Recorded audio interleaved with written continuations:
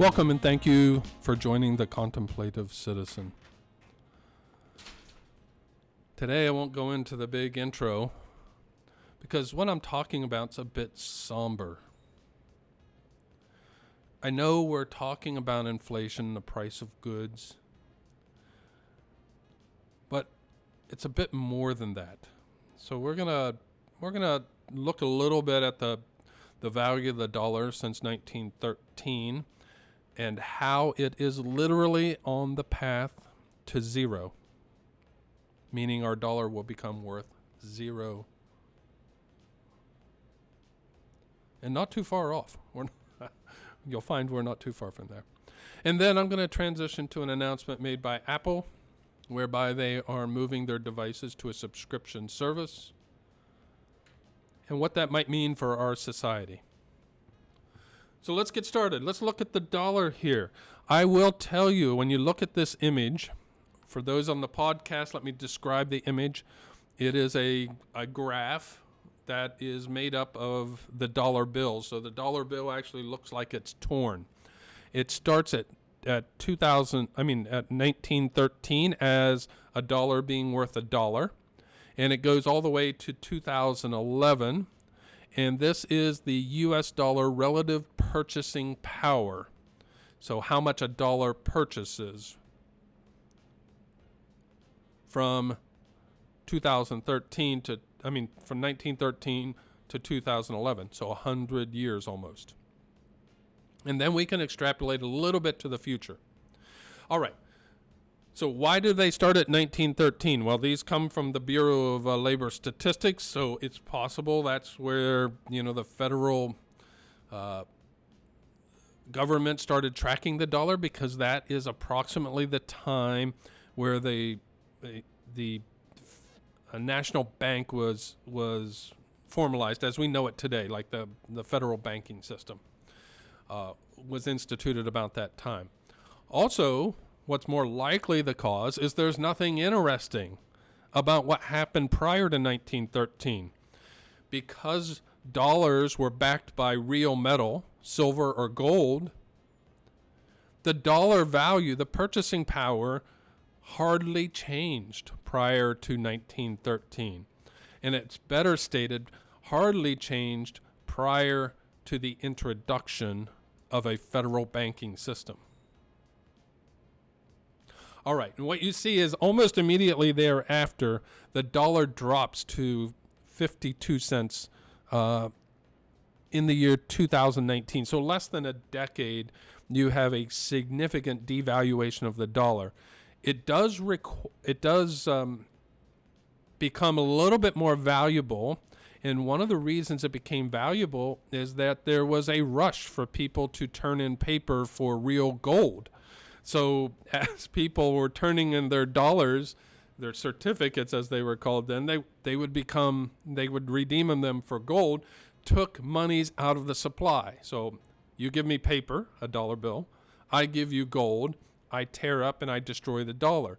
So we have a time in our history from approximately 1919 to about 1933 where dollars were being destroyed. So the supply of dollars was being reduced. So naturally there's an appreciation in value, supply and demand, right? So less dollars in flow, the more it becomes worth. And so it rose to approximately 77 cents. So in 1933, the dollar was worth 77 cents of its 1913 value.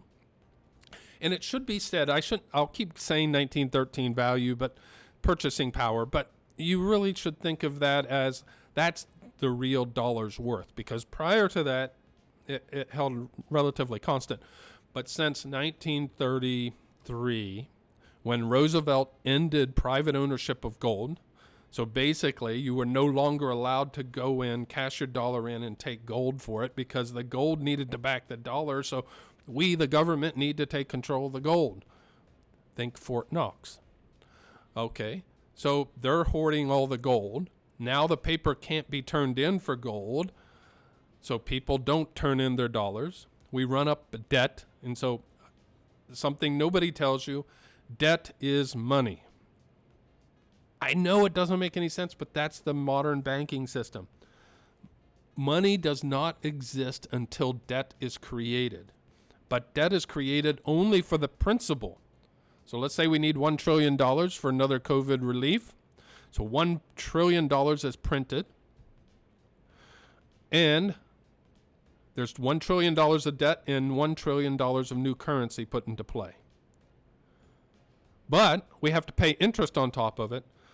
So you might be surprised to find, and this is why we're on a path to zero, that there's not enough money to pay off all the debt plus its interest. There is only enough money to pay the debt. Debt is money. So what is everything else? The interest on top of it? That's our tribute to the federal bank. It's not even in government. It's a private organization. That's our tribute to the bank. And as such, because there's more dollars, there's not enough dollars to pay the obligations, the dollar becomes worth less and less every time we run the printing press. So every time we print a new paper dollar, it becomes worth less. And in this digital era, we don't even have to print paper anymore. We just add a new row to our database, a new dollar to our database, and all of a sudden, we have an accelerated path to zero. So, in 1933, Roosevelt ends private ownership of gold. Dollar declines rapidly. Let's say in 40 years, let's just go to the next milestone. In 1971, Nixon's in power. The dollar is worth approximately 25 cents of its 1913 value. So that's a decline in 40 years of, let's just do the difference, 75 and 25. So we lost 50 cents in 40 years. The dollar became 50 cents in 40 years. So every year we lost a cent on the dollar. In 1971, Bretton Woods Act said that the banks don't even have to, the government doesn't even have to hold gold anymore. So we nullified the gold standard in 1971 under Nixon, which meant that was basically the introduction of fiat currency as we hear it today, meaning that there is no metal, no real value supporting the dollar. It's just it's worth what it's perceived to be worth. In the 1980s, just 10 years later, the dollar is worth only a dime. A dime in 1980s. And yeah, it's somebody will reminisce how Clinton balanced the budget, etc. Great, but that didn't do anything for the dollar. We still printed. We still ran a budget deficit. We didn't have a budget. They had such a minor budget surplus, but it didn't change the money supply at all. In fact, today in 2011, the dollar is now worth 3 cents. Well, hold on a sec. 6 cents, I'm sorry. It's worth 6 cents of its 1913 power. So 100 years after the introduction of the federal banking system, our dollar is now worth just 6 cents. And that is before Trump's COVID stimulus and Biden's COVID stimulus, and now new bills like the infrastructure plan. We have run up our debt from approximately, in recent years, just thinking, a very narrow time frame. So let's say Obama around 2008, we went from about $6 trillion of debt to now approximating $30 trillion in debt, U.S. debt. And we've printed a significant amount of money over that period of time, which further devalued the dollar. Estimates today, there's no published record for it at this time, but the estimated buying power for the dollar in 2022 is approximately 3 cents. So the economists who say we're on a path to $0, our dollar becoming worth zero, with the introduction of crypto dollar, like a U.S. Federal Reserve crypto dollar, we will print, quote unquote, print more money quickly, and it will be on a fast path to zero. It's much like you hear stories in Venezuela where people are putting wheelbarrows full of cash to go buy groceries. And then there was a internet meme where they said people were stealing the wheelbarrow because it was worth more than the money it was carrying. We're approaching that unless something drastic is done. So what does that really mean for all of us? The buying power of the dollar is weaker, so that means we're working longer for the same quantity of goods. It shows up in rising gas prices, rising prices in our food, labor costs. Theoretically, we're getting more monies for our hour of labor, but not so much so. But I think a good exercise for you is think about your rent or your car payment or insurance or utilities or gasoline. Translate it to how many hours of work that is. So let me give you an example. In the United States, the average take home per person is $42,000 per year. Each year, there is about 2,000 hours of work. So 42 divided by 2 is $21 an hour. That's the average pay for the U.S. citizen. I should say U.S. worker. $21 an hour. I went in for an artisan bread, not a Wonder Bread or something branded like that, mass-produced, but still mass-produced, but, like more like a baguette or a loaf of bread. $9. So $9, what does that represent per hour? So $21. So 60 minutes is worth $21. $21. So half of that, 30 minutes, would be worth what? $10.50. So just shy of that. A loaf of bread costs you, let's say 26 minutes of labor.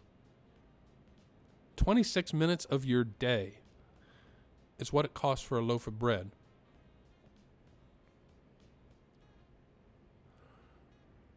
I guarantee you, back in 1913, a loaf of bread did not cost you 23 minutes of work. 26 minutes of work? So I just want to warn you that we're on a path to zero, and we hear things from Apple that they're now taking a device, a piece of hardware that connects us to the world that most of us rely on to connect with our friends, to get news, to bolster our influence, and like professional, like even if it's like LinkedIn, like your professional network. But, there's such things as influencers today. So like when I say bolster your influence, it could literally mean influence. But we use that device, and then they're offering it as a subscription. That means we don't own something that is critically important to our welfare. We subscribe to it. We rent our phone. There are economists promoting the fact that we will own nothing in the future, and that this is supposed to be a good thing, that we will own nothing,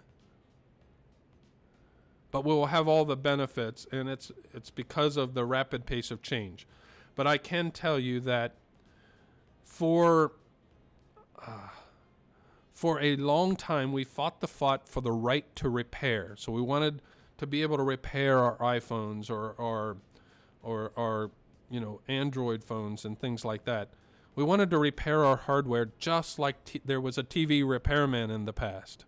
We wanted the right to repair Like our cars, we wanted the right to repair our phones. That looks like it's going to pass. And so there is going to be a right to repair. But by making it a subscription, you no longer have a right to repair your phone because it doesn't belong to you anymore. There are people talking about buying rights to the air, so you lease the air that you breathe when you're in a certain corridor. Same thing with water. If you pick up water, you have to pay for the water, like on a per-use basis. This is trending. And if they get to where they would like to go, and this is some economists, some intellectuals, talking about where you own nothing, but you get all the benefits from it for a flat fee, a subscription-based life, let's call it, where you lease your life. And literally it can get to that, where you lease your house, that's your security, where you lease your water, that's vital to your well-being, you lease your air, and you lease your energy. You pay per use. You don't own anything. Even your transportation, your car, at least. So no private property. What does that mean when you have no private property? That's a bit of collectivism where everything is, is owned by the community and shared out in equal portions with people contributing to it.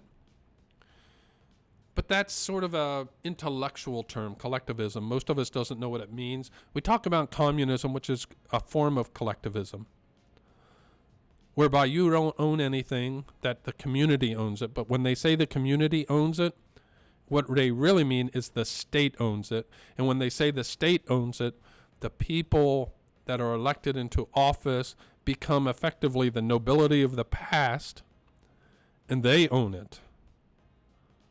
And the rest of us are beholden like serfs on territories of old. We begin to exist in a feudal society where our taxes are the tributes that we pay, that we used to pay to nobility, and we enter into a life of servitude. That is good for some people, not well suited for others, and certainly not in line with the U.S. Constitution or the freedoms that Canada enjoys or purports to enjoy. This, I offer you, my contemplative citizens, as something to think about. Are we really comfortable being on a path welcoming in a global feudalism, a global feudalistic society? Is that really what we want? It seems like it, because I think people are going to rush to Apple and subscribe so I don't have to buy a new device all the time. Yeah, every 2 years I just turn in my device. But you won't own it. And when things become so expensive, the subscriptions become so expensive, and life, because of the weakening dollar, becomes so expensive, you might not be able to afford the subscription price. And then what? You're cut off. Can't afford the subscription price to access a road or your car. Then you can't travel.